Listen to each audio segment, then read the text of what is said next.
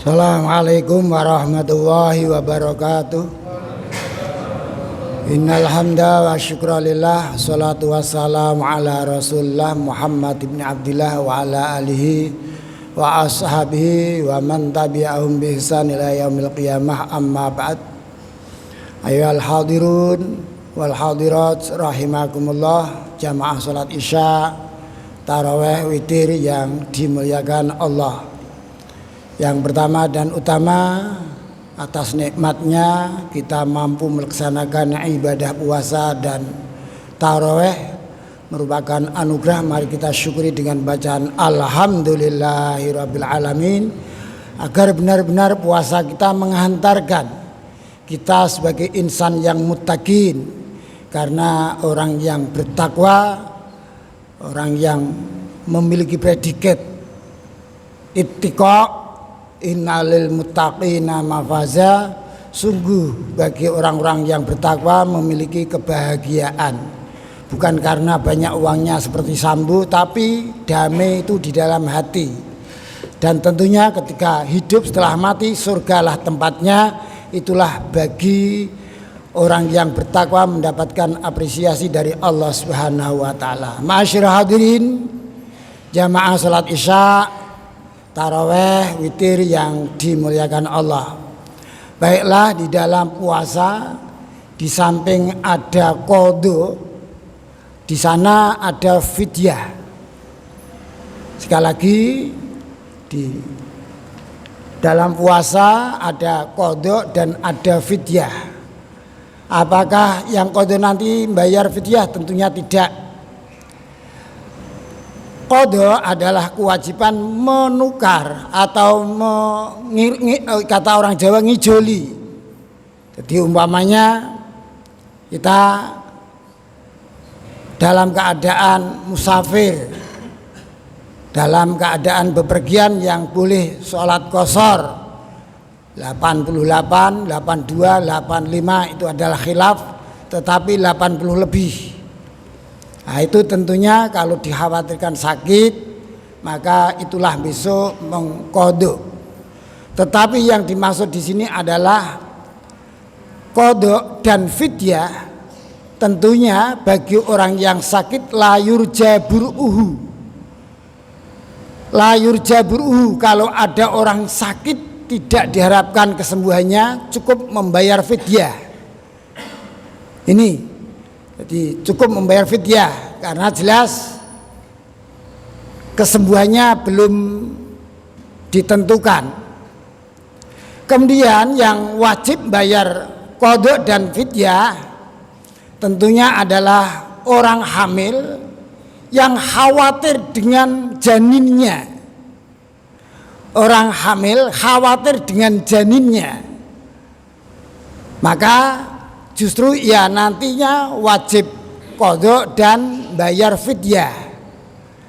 Lah fidyah ini kalau setahun umpamanya sekarang ini usai lebaran, kalau lewat lebaran berikutnya maka 2 kali lipat. Jadi umpamanya 6 on, ya berarti 12 on. Itu kalau lupa, wah saya kemarin belum qadha. Nah, ini tentunya melewati 1 tahun kemudian double. Kemudian ukurannya berapa fidyah? Itu secara umum ajalah, kita gampang karena kita memberikan jaminan orang miskin untuk it'amul mut'im it'amut ta'am itu hanya maghrib, buka dan sahur, maka sekaligus rampadannya cukup 1 kilo. Kalau memang dikasih uang, tentunya beras 6 on sama dengan lauknya. Tetapi kalau beras cukup 1 kilo berarti sudah menggantikan posisi lauknya. Jadi sekali lagi, untuk orang hamil karena takut janinnya, maka justru ia qadha dan bayar fidyah. Begitu juga orang yang melahirkan, menyusui. Orang yang menyusui, jadi melahirkan di bulan Ruwah atau Sya'ban, sudah waktu puasa, sudah lepas nifas, wajib puasa sebenarnya. tetapi khawatir bayinya tidak sehat, si kecilnya tidak sehat, maka ia pun wajib qadha dan bayar fidyah. Tetapi kalau takut dirinya malah justru tidak. Kalau takut dirinya tidak, jadi cukup membayar mengqadha puasanya. Inilah aturan. Kemudian ketika ada orang gila, ya gila, kalau memang gila-gilaan maka ya batal puasanya, wajib qadha, tidak bayar fidyah.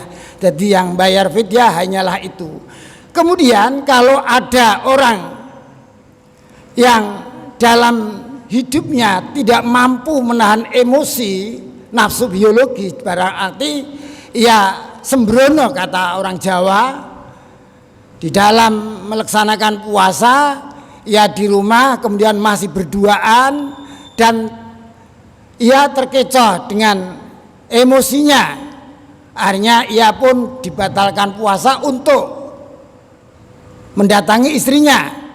Nah ini luar biasa beratnya, maka ia harus kena denda puasa 6 bulan berturut-turut.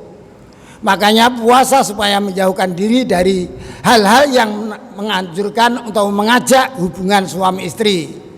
Kalau memang tidak mampu untuk melaksanakan puasa 2 bulan, tentunya harus memberi makan. Ini tentunya sebanyak itu, berarti 60 orang.